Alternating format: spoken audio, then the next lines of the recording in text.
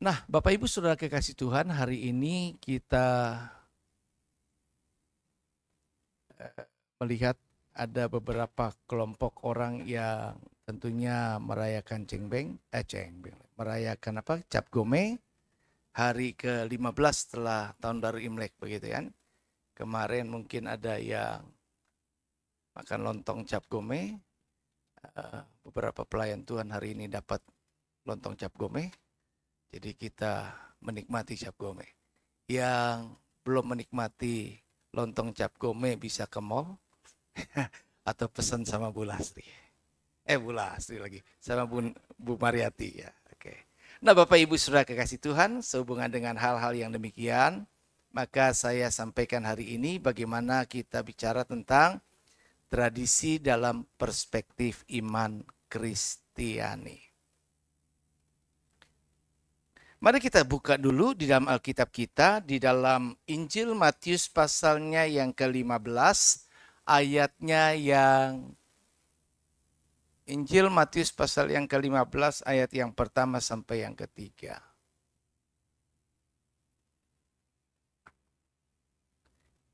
Kita baca bersama-sama kembali ya. 2, 3.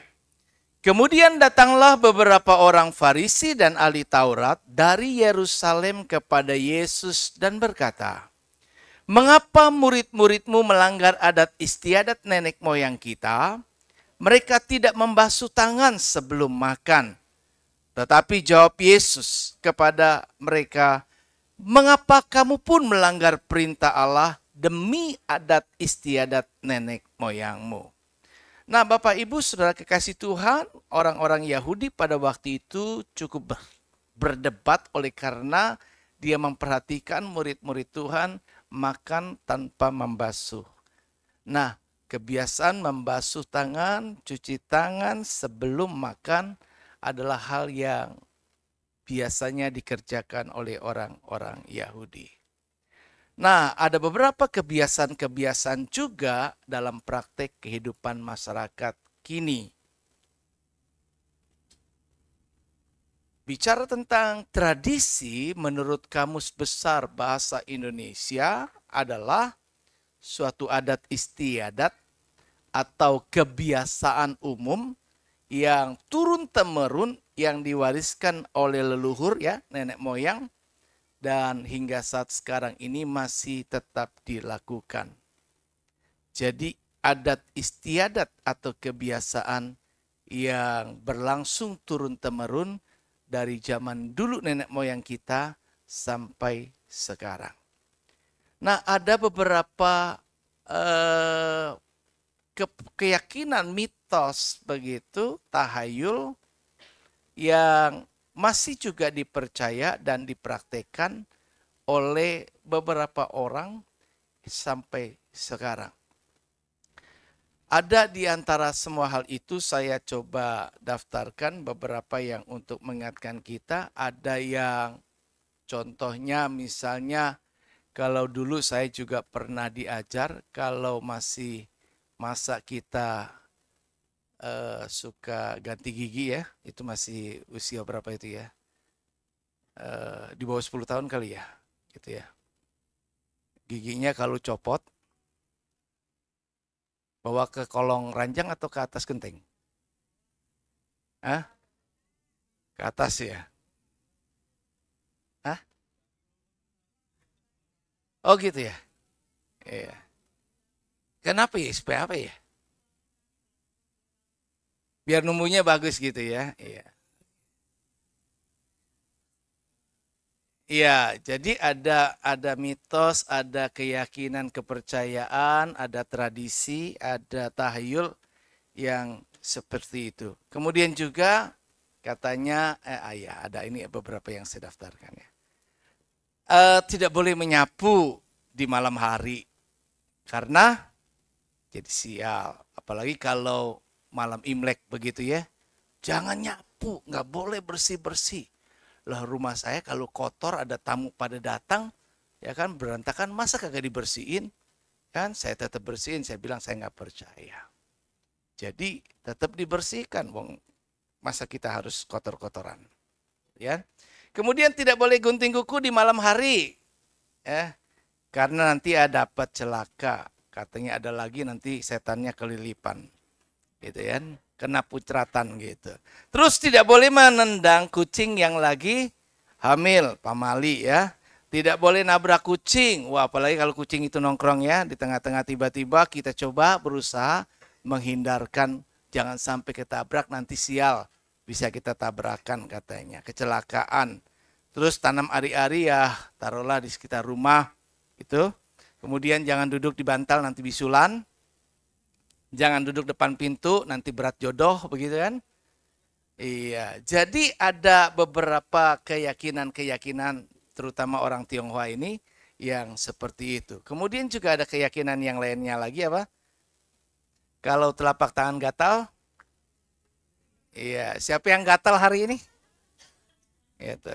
Terus kalau mata lagi berkedip-kedip itu katanya ada yang ngomongin kita ya, lagi dibicarain, digosipin. Kupu-kupunya masuk ke rumah, ada, oh ada, ya kalau mata berkedip kenapa? Oh saudara mau datang gitu ya, oke. Kemudian kupu-kupu masuk ke rumah, tandanya ada tamu agung gitu ya. Foto bertiga jangan ya, dulu ya kita takut banget, yang tengah nanti mati gitu kan. Angka 13 sampai sekarang orang suka ganti jadi 12A begitu kan ya. Angka 4 dihindari ya, itu angka mati sih begitu ya. Kemudian bahkan ada juga di kalangan Kristen ya, salib Alkitab juga dipakai begitu ya untuk ngusir setan gitu. Taruh salib, taruh Alkitab, setan takut gitu kan ya. Bahkan dulu pernah juga tuh waktu saya remaja, ya kan, kalau hujan, Alkitab taruh gini, barangkali nggak kena hujan gitu kan. Hebat banget gitu loh. Ya. Jadi ada beberapa keyakinan-keyakinan yang memang sampai sekarang itu berlangsung. Tapi pertanyaannya, ini saudara ini masih mengerjakan kayak gitu apa enggak? Udah enggak ya? Keren loh, hebat. Oke. Nah, jadi untuk hal-hal yang seperti itu atau serupa seperti itu di dalam 1 Timotius pasal yang keempat ayat yang ketujuh diingatkan. Tetapi jauhilah tahyul dan dongeng nenek-nenek tua, latihlah dirimu beribadah. Jadi yang paling penting itu bukan memelihara, melestarikan, tetap mengerjakan kepercayaan-kepercayaan yang semacam itu, tetapi mari kita terus melatih diri kita untuk beribadah. Dengan beribadah kita naikkan pujian, kita dengar firman, iman kita terbangun, kita dikuatkan. Dengan demikian pun maka terhadap hal-hal yang sifatnya seperti dongeng, tahyul, mitos, kita tidak mempercayai. Kalau di kalangan Yahudi sendiri tentang baptisan ada yang juga punya kepercayaan sampai ada bapak angkat begitu ya. Ada bapak angkat. Kemudian nanti kalau sudah dibaptis orang sudah lahir baru begitu, lahir baru ya udah seperti keluarga baru banget dan sebagainya. Jadi ada beberapa keyakinan-keyakinan yang berlangsung, bahkan di Yahudi adat istiadat itu sangat ketat dan dia terus lakukan begitu ya. Baik bagaimana upacara kematian dilakukan, kalau kita lihat nanti pergi ke sana, pas kebetulan ada upacara kematian, wah itu rame iring-iringannya. Di sebuah gereja yang ortodok pun ada beberapa liturgi ibadah yang masih ada beberapa pakai benda-benda tertentu, begitu ya. Nah, yang saya ingin katakan di dalam tradisi apapun juga itu, bagaimana seharusnya sikap kita sebagai orang Kristen. Secara umum saya sampaikan ada 4 pandangan atau 4 sikap yang dilakukan pada umumnya. Yang pertama adalah sikap orang yang menolak. Mungkin saudara sekarang sudah menolak yang namanya tradisi-tradisi tadi. Nah, orang-orang kelompok yang menolak tadi itu berpikir bahwa tradisi sudah tercemar dengan dosa dan melanggar firman Tuhan. Nggak cocok. Kelompok kedua adalah yang menerima. Kelompok yang menerima ini alasannya ada sesuatu yang baik yang tidak perlu dipertentangkan dengan firman Tuhan. Nggak perlu dibenturin lah, itu cuma kebudayaan, kebiasaan. Sesuatu yang turun-temurun dari nenek moyang, ya nggak masalah kalau untuk bisa tetap dikerjakan sampai sekarang. Ada kelompok ketiga yang bersifat mentransformasi tradisi itu. Yaitu alasannya ya tradisi kita bisa sesuaikan, kita bisa ubah kok, disesuaikan dengan iman Kristen gitu. Jadi tradisi-tradisi tertentu tetap dikerjakan dengan disesuaikan dengan iman Kristen.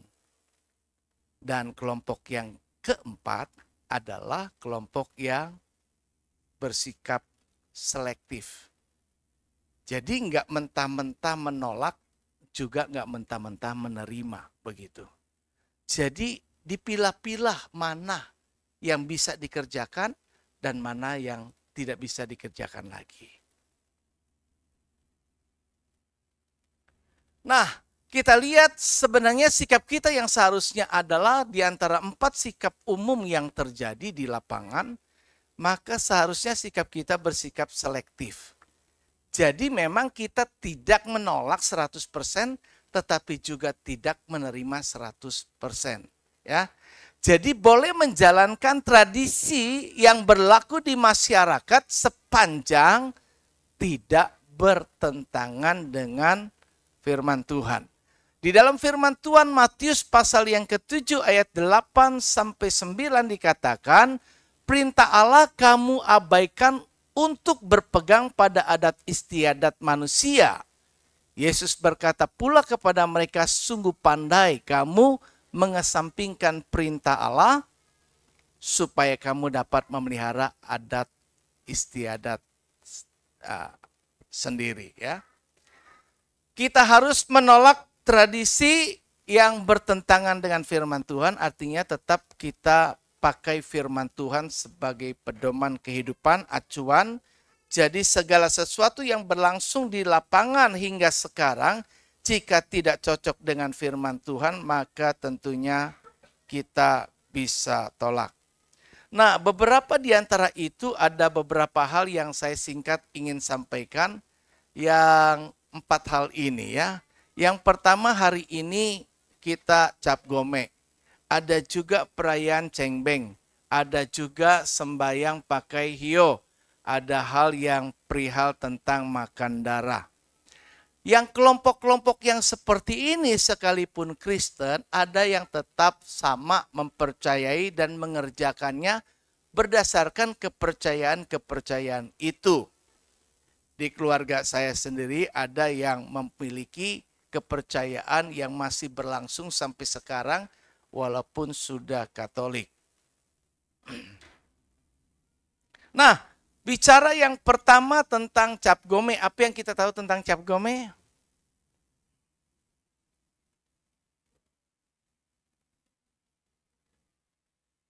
Apa yang kita tahu? Cuma makan lontong? Perayaan cap gome ya, itu berasal dari bahasa apa? Hokkien. Malam ke-15, kemarin tuh malam ke-15. Iya ya. Jadi cap gome itu hari ke-15, tapi yang dirayakannya di malam ke-15 kemarin. Gitu. Jadi kemarin makan lontong. Gitu. Nah, cap gome adalah akhir dari rangkaian perayaan Tahun Baru Imlek ya. Puncak perayaannya ya di cap gome itu, begitu loh. Wah, itu kalau di Tiongkok, di Cina itu tentu cukup meriah ya. Nah, mereka kalau di Tiongkok dikenal bukan dengan cap gome tetapi dengan festival lampion. Jadi kalau festival lampion ada di pinggir-pinggir jalan akan dipasang lampion. Ya, ada banyak hal yang terjadi di sana. Di perayaan seperti itu biasanya kemudian ada tradisi orang makan. Kalau makan di Tiongkok beda. Di Tiongkok itu makannya nggak lontong seperti kita di sini Indonesia ya. Ya kita masih makan lontong di Singapura, di Malaysia sama Indonesia. Tapi kalau di Tiongkok makanannya ada berbeda ya. Pakai bahasa Cina yang saya kagak paham juga.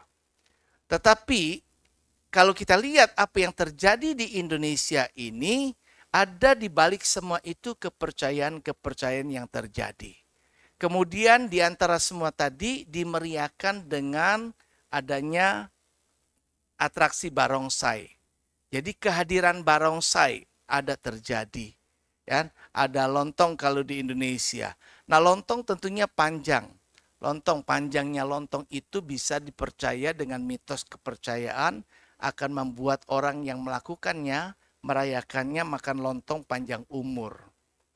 Kemudian kenapa lontong pakai kuah kan, nggak pakai kuah bening kan, pakai santan, pakai yang kunyit kuning kemasan. Tanda kemakmuran, keberuntungan, tanda kekayaan, ya, tanda kesuksesan dan banyak lain sebagainya. Kemudian kenapa pakai perayaan barongsai? Begitu. Barongsai itu dipercaya untuk bisa ngusir yang negatif. Supaya datang yang positif, datang keberuntungan, datang berkat. Kenapa pakai lampion terang? Ya, itu lambang keberuntungan dan sebagainya. Nah, di balik semua yang tadi, mereka memiliki sebuah keyakinan di dalam yang saya sebut tadi, mitos atau tahayul. Nah, jika ada orang-orang yang mengerjakan masih dengan keyakinan seperti itu, tentu keyakinan yang seperti itu bertentangan dengan firman. Kalau ada orang yang beranggapan ada rejeki dengan cara melakukan dengan simbol-simbol tertentu yang dilakukannya, maka orang itu sudah menduakan Tuhan, berarti ada sumber lain selain Tuhan yang menjadi berkat bagi kehidupannya. Bukankah di dalam praktek kehidupan kita di masyarakat, kita masih memiliki keyakinan-keyakinan yang di luar dari yang mungkin saya sebutkan sekarang, tapi masih ada keyakinan-keyakinan yang seperti itu. Dulu ketika saya kesal, kemudian saya sudah pernah berpikir begini, Tuhan, seandainya saya diberi kekuatan gaib untuk menyihir sesuatu, saya bikin sihir yang tertentu. Tapi kemudian suara batin berkata, sihir itu dosa, tak boleh. Masa kamu minta yang seperti itu? Jadi kadang-kadang kita kesel, kita pengen ada sesuatu gaib, kekuatan yang bisa kita lakukan, tetapi kemudian itu adalah melanggar. Kita harus tetap kembali bersabar, menguasai diri, kembalikan kepada otoritas Allah dan kedaulatan Tuhan untuk bertindak dan melakukan apa yang menurut Tuhan terbaik buat kita. Nah, kemudian juga ada tradisi yang lain. Tadi apa yang saya bilang? Cengbeng. Tradisi cengbeng itu apa ya? Nah, biasanya ini tahun baru orang mati ya. Begitu kan? Tahun baru orang mati. Kita pergi ke kuburan, begitu. Di kuburan terjadi orang sembahyang. Ada orang-orang yang kepercayaan tertentu masih pergi sembahyang. Ya, masih pergi sembahyang, bawa ayam kah, kue mangkok kah, bawa teh kah, bawa apa yang dibawa, buah-buahan, begitu ya, apalah begitu kan. Ada lagi yang kalau toto dia bawa samcan begitu. Kan? Dan lain sebagainya. Ada yang pakai arak, dia pikir yang mati ini doyan arak begitu loh. Tergantung begitu kan keyakinan mereka seperti apa. Artinya mereka melayani, ini ada perayaan buat mereka. Mereka bawa kertas-kertas untuk sembahyang dibakar, ya, bawa duit-duitan supaya tambahin berkat di sana, supaya dia punya cukup modal, ya. Ada banyak yang lain. Bahkan ketika orang mati pun ada orang-orang yang tetap seperti itu. Dan kita kalau keluarga, dulu pernah saya juga papa saya meninggal. Dan kebetulan pada waktu itu saya memang masih dalam keadaan yang tidak punya sesuatu kemampuan apa-apa. Ya seperti itu. Nongkrong di pinggir peti, mereka bakar-bakar uang. Ada yang punya kemampuan lebih, beli rumah-rumahan supaya bisa kirim rumah di sana. Begitu kan ya. Ada lagi yang kirim handphone. Begitu kan ya. Supaya nanti bisa berkomunikasi, ya kan? Kalau seandainya nanti yang sana telepon kita juga bingung, kan? Ya udah dibekalin handphone kan, gitu loh. Nah, jadi Artinya bahwa kadang-kadang seperti itu kita tetap melakukannya. Nah, boleh nggak kita ini orang Kristen ikut-ikutan juga cengbeng seperti itu? Oh, kalau orang Tionghoa itu kalau cengbeng biasanya pada pulang, ada yang ke Medan, ya kan? Mau tujuannya apa? Sembayang, sembayang, kumpul keluarga dan lain sebagainya. Sekali lagi, kumpul keluarga silaturahmi boleh dilakukan. Itu yang namanya selektif. Kita pilih-pilih mana yang ini. Ya, kumpulnya boleh kita datang kumpul bersama, begitu loh, tapi tidak melakukan sembahyang. Begitu. Datang ke kuburan untuk coba tengok bersih-bersihin hal yang kurang atau panggil orang yang sudah ditugaskan untuk merawat. Ini kurang nih, tolong dibersihkan, nih tolong ini dan sebagainya. Ada kuburan yang sudah turun, ya kan? Tolong Pak, saya kasih duit ini apa ditingkatkan lagi, dirapikan dan sebagainya. Itu sesuatu yang tidak masalah. Tetapi ketika kita di kuburan ada orang yang sembahyang, ada orang yang coba melakukan sesuatu yang lain-lain, ritual dan sebagainya, itu yang tidak boleh. Itulah sikap yang namanya selektif. Kita memilah-milah bagian mana yang kita kerjakan yang masih dalam batas iman Kristen dan bagian mana yang sudah di luar konteks iman Kristen.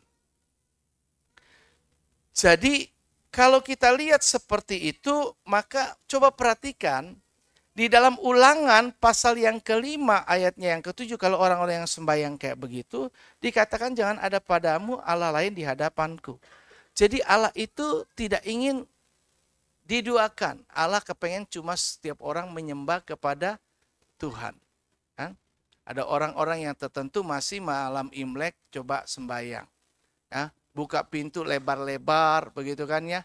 Jangan matikan lampu, nyalain lampu terang-terangan dan sebagainya.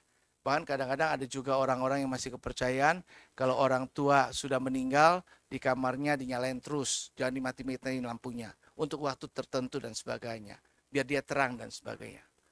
Atau takut dan sebagainya. Jadi ada perasaan takut, ada perasaan-perasaan atau pemikiran-pemikiran tertentu yang kadang-kadang itulah yang mengotori iman Kristiani kita.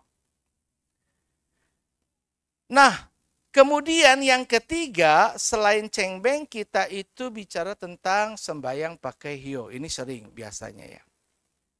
Waktu papa saya meninggal, saya dipaksa untuk bisa pakai hio, tapi saya tetap ngotot tidak mau begitu ya.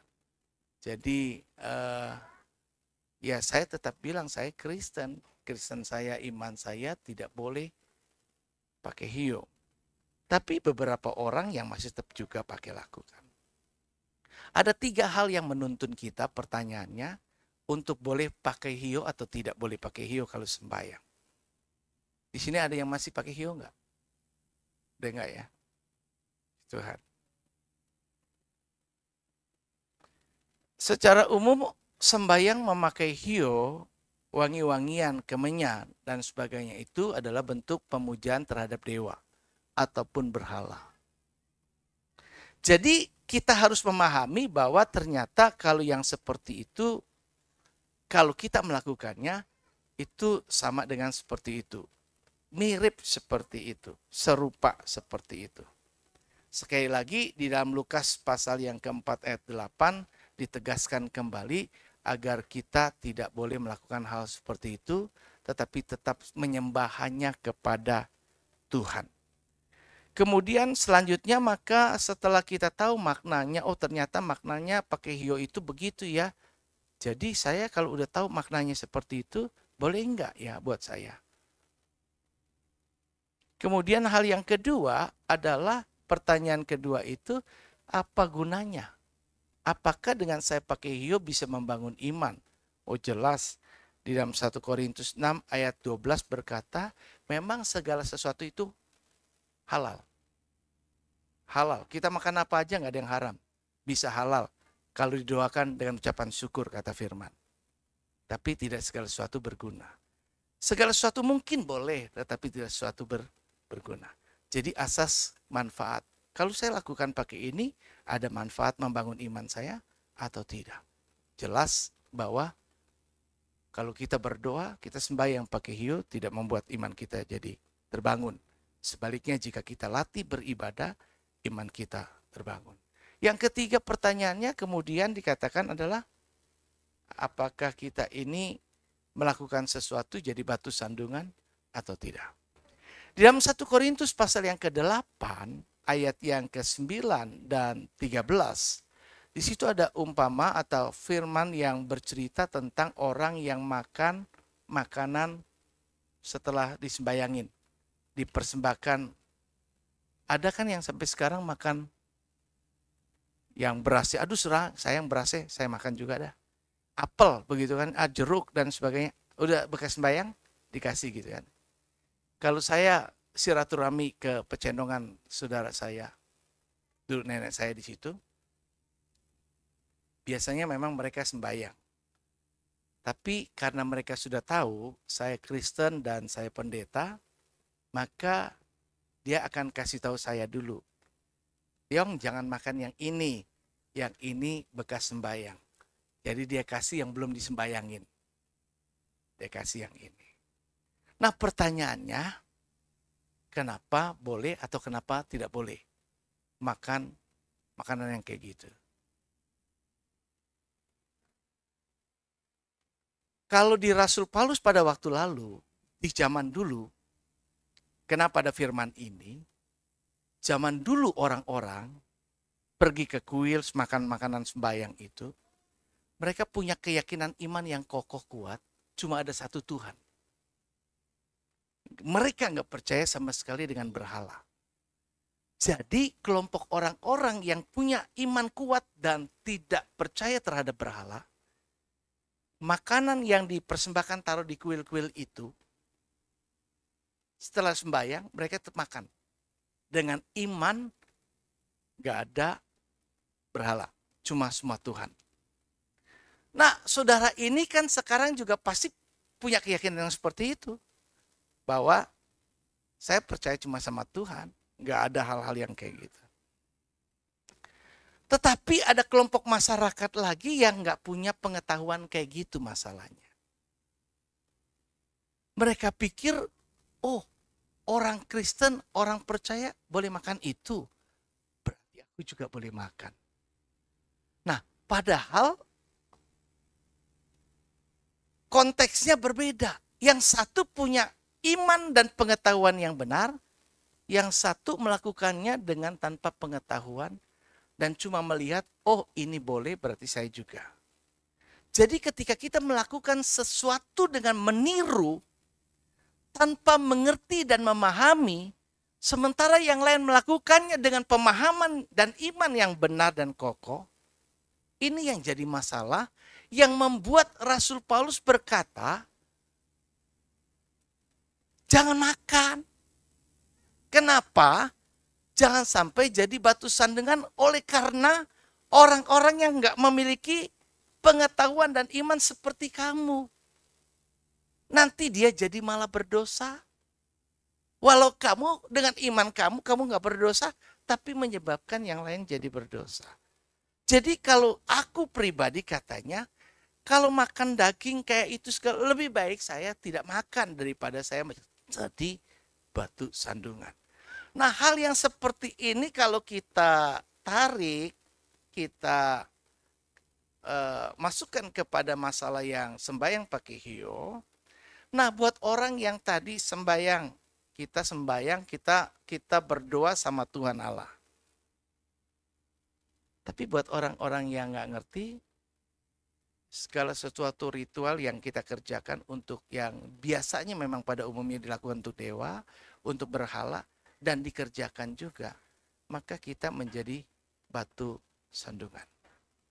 Kadang-kadang orang juga bingung kan, ketika ada yang mati kita pergi ke rumah duka, saya harus gimana? Kadang-kadang ada orang yang kasih hio kan ya, sudah ada yang tugas gitu. Tapi kadang-kadang kita bisa jelas sekarang ini kita kuat.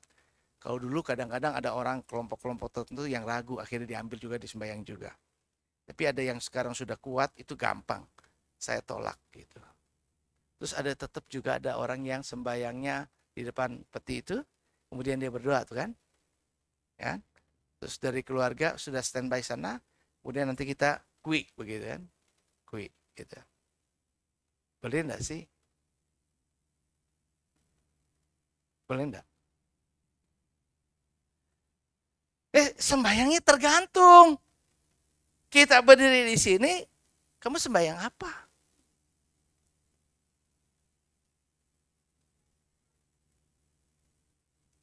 Kadang-kadang ada saat di mana kita perlu menghormati orang, tapi ada saat kita harus tetap mempertahankan iman. Ya. Jadi ini yang saya ingin supaya kita paham, karena kita kebanyakan orang keturunan Tionghoa, ada di lapangan praktek-praktek yang masih tetap berlangsung tanpa pemahaman yang tepat. Dan kebetulan perayaannya terkait ini, saya sisipkan hal yang ini untuk disampaikan. Jadi kalau seperti itu, kalau saudara mau sembahyang, menghormati, tapi dengan sikap dalam hati, terima kasih Tuhan sudah hantar saya ke tempat ini. Cukup sebentar saja, Pak. Tapi saudara yang nggak mau sembahyang, langsung duduk, diharapkan keluarga-keluarga Kristen udah paham bahwa mereka nggak harus juga berdiri di depan petinya untuk sembahyang. Jadi mohon supaya bisa dimengerti. Kalau ada orang-orang tertentu yang beragama Kristen, dia tidak akan berdiri di depan peti untuk berdoa. Bukan karena tidak menghormati. Tapi ada kelompok orang, bahkan pendeta, yang termasuk sampai sekarang, juga tetap berdiri berdoa, tapi bukan kepada arwah, bukan berdoa untuk hal yang lain, tapi berdoa terima kasih Tuhan. Tuhan sudah sampaikan kami tempat ini. Dan yang terakhir adalah makan darah. Sampai sekarang, dulu saya tanpa pengetahuan saya doyan darah. Saya sudah Kristen di sekolah minggu, tetapi zaman dulu kan nggak ngerti yang kayak ginian. Jadi saya makan juga makan darah. Dan makan darah itu enak. Enak banget gitu kan. Tapi sampai sekarang juga masih ada tetap kelompok orang Kristen yang memperbolehkan makan darah kok.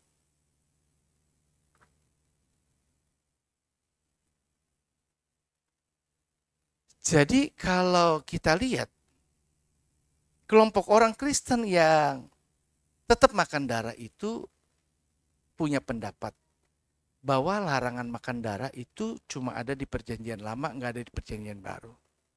Dan itu cuma hukum Taurat. Sementara sekarang kita hidup tidak di bawah hukum Taurat, tetapi di bawah kasih karunia Allah. Jadi kelompok orang-orang yang seperti ini akan tetap makan darah. Nah, kita lihat bahwa asal mulanya di dalam Kejadian pasal 1 ayat 29, makanan manusia yang ditetapkan oleh Tuhan sebenar-benarnya itu tumbuh-tumbuhan. Jadi memang vegetarian itu adalah hal yang terbaik buat tubuh manusia. Awal pertamanya.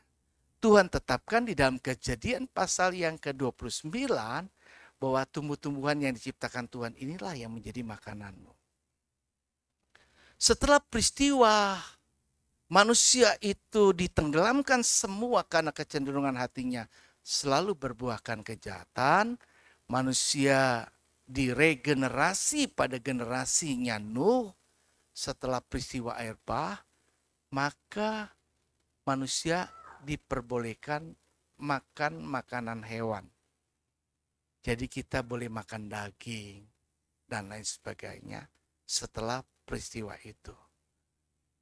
Nah, semua bagian dari hewan yang boleh dimakan manusia ditetapkan Tuhan secara selektif, hanya satu bagian yang tidak diperbolehkan, yaitu yang mengandung darah. Nah, larangan untuk tidak makan darah itu di perjanjian lama jelas sekali. Dan itu memang dilarang dalam hukum Taurat. Di dalam imamat yang nggak perlu dibacakan, pasal 7 ayat 26, 27, 19 ayat 26. Jadi tidak boleh makan darah. Kemudian di perjanjian baru pun sebenarnya ada. Coba baca Kisah Para Rasul pasal 15 ayatnya yang ke-28 dan 29. Kisah Para Rasul yang ke-15 ayat 28 dan 29. Oh sudah ya. Nah coba perhatikan begini. Sebab adalah keputusan Roh Kudus dan keputusan kami, para rasul yang ada di Yerusalem, melakukan sidang di Yerusalem, supaya kepada kamu, jemaat-jemaat itu diberikan tuntunan, jangan ditanggungkan lebih banyak lagi beban daripada yang perlu ini. Jadi inilah yang perlu supaya mereka kerjakan. Yang pertama, bukan ini ya. Diklik udah ya. Kamu harus menjauhkan diri dari makanan yang dipersembahkan kepada tadi makanya kenapa kita tidak makan makanan yang berhala. Kenapa? Karena orang kadang-kadang jadi rancu, bingung. Boleh nggak saya makan makanan bekas sembahyang? Kedua, dari darah. Jadi kenapa kita nggak boleh makan darah? Jelas bukan cuma di perjanjian lama, di perjanjian baru pun dilarang. Bukan yang melarang itu rasul, tetapi tadi adalah keputusan Roh Kudus. Jadi melalui perantara kebijaksanaan yang penuh dengan Roh Kudus, para rasul tadi mengambil keputusan dan meyakinkan ini bukan cuma keputusan kami, tapi juga keputusan Roh Kudus, keputusan Tuhan. Jangan makan binatang yang dicekik, mati. Dan menjauhkan diri dari percabulan. Dan yang terakhir, kenapa sih kita dilarang makan darah? Ada dua alasan. Kenapa nggak boleh? Kenapa nggak boleh? Ada yang masih makan darah sampai sekarang? Ada? Nggak ada ya.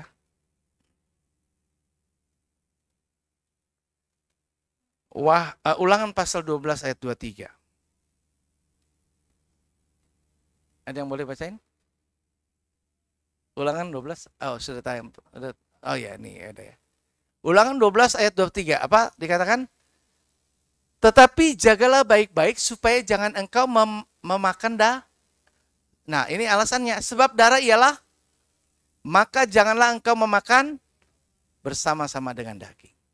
Jadi alasan kenapa tidak boleh makan darah, karena darah adalah nyawa kehidupan.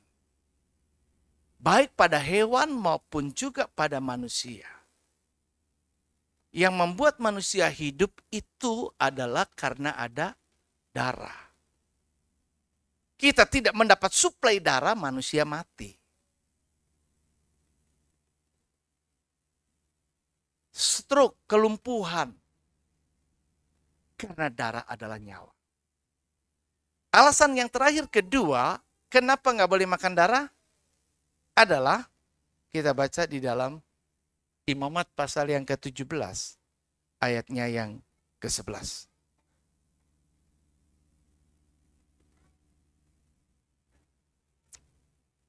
Ya, di depan sudah ada.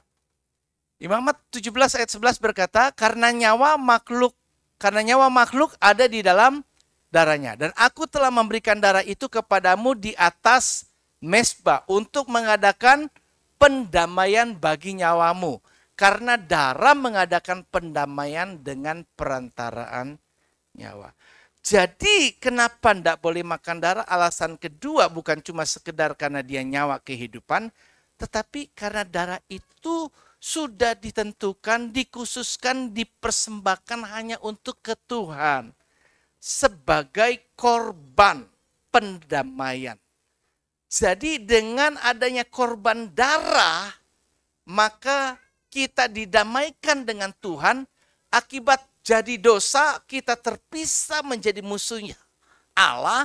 Dan dengan korban darah yang tercurah dipersembahkan seperti Yesus berkorban, darahnya memberikan menjadi pendamaian hubungan manusia dengan Allah.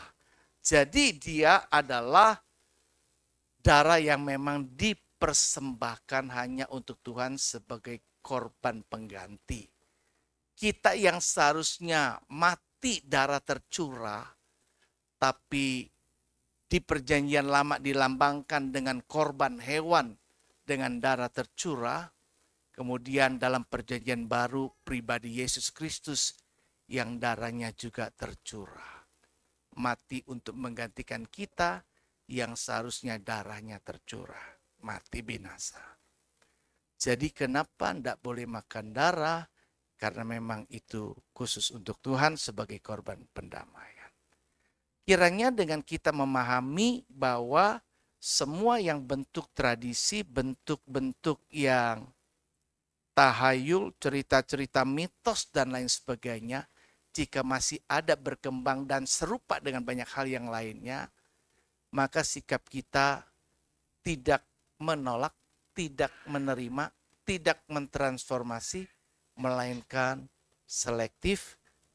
Ya, kita bisa melihat sisi mana yang bisa kita kerjakan dan sisi mana yang tidak bisa kita kerjakan.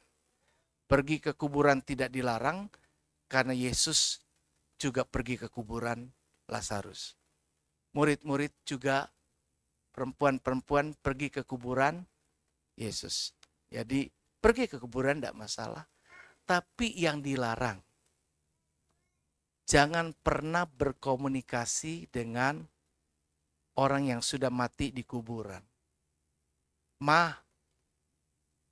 Aliong datang, si Amoy datang, ya kan ya, si ini datang loh, gitu kan ya, Kyonghi gitu kan. Itu salah. Berkomunikasi. Jangan pernah main ikut-ikutan, dulu saya ikut-ikutan main jelangkung. Beneran. Ya kan ya, datang, dijemput pulang tadi, antar, itu jarum muter sendiri begitu. Jangan pernah sekali-kali main kayak gitu. Ada banyak hal-hal yang lain yang dimulai tanpa pemahaman, tetapi mengundang roh masuk. Dan sekali lagi yang saya ingat, adalah kekejian di mata Tuhan jika ada orang yang meminta petunjuk kepada arwah atau roh-roh jahat, kepada berhala atau kepada orang mati. Contohnya saudara yang meramal, kuamia, begitu. Itu Allah benci, kekejian di mata Tuhan. Jadi jangan pernah mempercayakan nasib kita kepada hal-hal di luar Tuhan. Keberuntungan, rezeki itu cuma satu faktornya, cuma Tuhan. Di luar itu tidak ada. Jadi mempercayai saya bintang Cancer. Bintang Cancer nggak cocok tahun ini dengan Kerbo misalnya. Siapa yang Kerbo? Wah ini kebetulan sama Kerbo nih. Wah pantes, ciong melulu begitu kan ya. Saya itu anak yang pernah dikasih sama orang. Kebetulan kasihnya cuma ke saudara. Jadi saya punya papa angkat yang ngangkat saya oleh karena saya Liong. Xio Liong. Makanya kasih nama Ming Liong begitu. Ming itu bahasa Mandarinnya artinya terang. Liong itu kekuatan naga kan. Saya ini naga terang, artinya naga yang ini. Dulu papa saya kasih nama saya itu bukan itu. Jadi itu nama yang diberikan oleh papa angkat saya. Yaitu adik mama saya. Jadi saya diangkat karena Ciong. Mama saya naga. Artinya sionya naga. Jadi naga ketemu naga itu nggak cocok. Jadi ini pas kebetulan istri naga juga. Jadi kami begitu bertiga, kita naga di rumah. 3 kekuatan. siapa yang menang? Kalau percaya yang kayak gitu lagi, ciong. Gak cocok. Jadi, kalau kita lihat kayak begitu kan, dikasih nama yang lain-lain. Memang nama memiliki makna yang penting. Orang tua yang punya anak atau akan punya anak, kasih nama itu penting. Karena nama yang kita kasih nama, dengan makna yang dalam, dengan visi yang kita miliki sebagai orang tua, biasanya terjadi pada anak. Dan itulah yang saya alami. Jadi, saudara, kita perhatikan, firman Tuhan tetap menjadi pedoman, bukan mitos, kepercayaan, tahayul, dan lain sebagainya. Dan firman Tuhan kembali tegaskan, yang terbaik buat saya dan saudara, latih diri beribadah. Karena itu setialah beribadah, rajin-rajinlah beribadah, berpegang teguhlah, dan untuk hal-hal yang sifat tidak lagi sesuai dengan kebenaran firman, maka tidak perlu diteruskan jalankan lagi. Kebiasaan-kebiasaan, tahayul-tahayul, mitos-mitos yang lainnya. Saudara melakukan apapun juga, pahami, mengerti. Karena tanpa pengertian dilakukan, nanti tanpa iman. Segala sesuatu yang dilakukan tanpa iman adalah dosa. Itu kata firman, bukan kata saya. Jadi kalau lakukan dengan iman, dengan pengertian, dengan kepercayaan, dengan keyakinan, maka itu berkenan di mata Tuhan. Tuhan memberkati. Mari kita bangkit diri. Kalau lagu Bimbinglah Aku, itu bisa enggak ya? Bimbinglah aku, ya Yesus. Bisa enggak? Ya.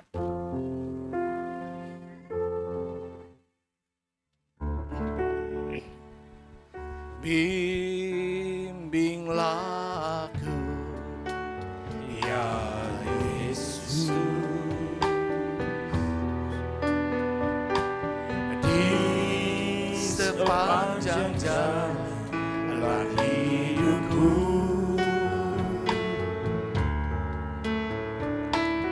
Firman-Mu bagaikan suluh, agar ku tak tersesat di jalan. Tanpa Yesus di sisiku, tanpa Yesus membimbingku, tanpa Yesus menopangku, aku tak jatuh selamanya. Tanpa Yesus di sisiku, tanpa Yesus membimbingku, tanpa Yesus menopangku, ku kan jatuh. Sekali lagi katakan, bimbinglah aku ya Yesus. Bimbinglah aku ya Yesus. Biarlah kebenaran firman Tuhan yang kami dengar memberikan kami pengertian, pengetahuan, pencerahan. Mana yang boleh dan mana yang tidak boleh kami lakukan dari tradisi, tahayul, kepercayaan tertentu yang di tengah masyarakat masih tetap berlangsung hingga saat sekarang ini. Tanpa Yesus, di sisiku, kami butuh Tuhan yang terus membimbing, memberi pemahaman, pengertian, kebenaran untuk memahami segala sesuatu. Tanpa Yesus,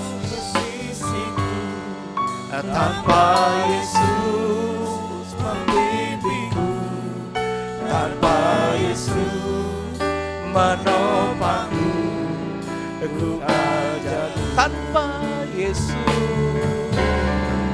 Tanpa Yesus di sisiku, tanpa Yesus membimbingku, tanpa Yesus menopangku, ku tak jatuh. Tanpa Yesus di sisiku, tanpa Yesus membimbingku, tanpa Yesus menopangku, ku tak jatuh. terima kasih Tuhan, kami telah dengar firman-Mu, memberikan pengetahuan dan pengertian, agar kami dapat tetap berjalan dalam tuntunan Roh Kudus. Atas hal-hal yang sudah kami bicarakan di pagi ini, menjadi jelas buat kami, agar kami tidak terlibat dalam iman kepercayaan orang-orang yang masih mempercayai adanya mitos tahayul di luar dari kebenaran firman-Mu. Kami tetap percaya kepada Tuhan, sumber berkat hidup kami, sumber rezeki keberuntungan, sumber kesuksesan, dan tidak ada pada bentuk-bentuk lainnya. Karena itu biarlah Tuhan menolong kami dalam praktek hidup kami, mengerjakan dalam tuntunan Roh Kudus. Berkati jemaat-Mu di tempat ini, setiap kami yang telah dengar, kami yang dengar dalam ibadah ini, mereka yang akan dengar kemudian, biarlah kami semua diberkati Tuhan. Dalam nama Yesus kami berdoa. Haleluya.